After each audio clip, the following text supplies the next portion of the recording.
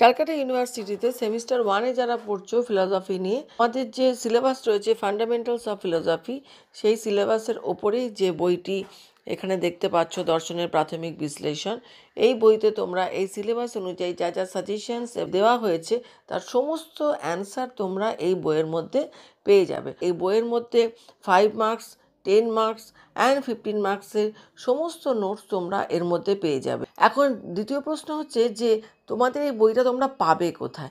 College স্ট্রিটে মোটামুটি সব দোকানেই তোমরা এই বইটা পাবে। যদি অনলাইনে তোমরা বাড়িতে বসে বইটা পেতে চাও, তাহলে দেখো এখানে একটা অনলাইন নাম্বারও আমি দিয়ে দিয়েছি এবং ওয়েবসাইটের ডেসক্রিপশানে একটা লিঙ্কও দিয়ে দিচ্ছি।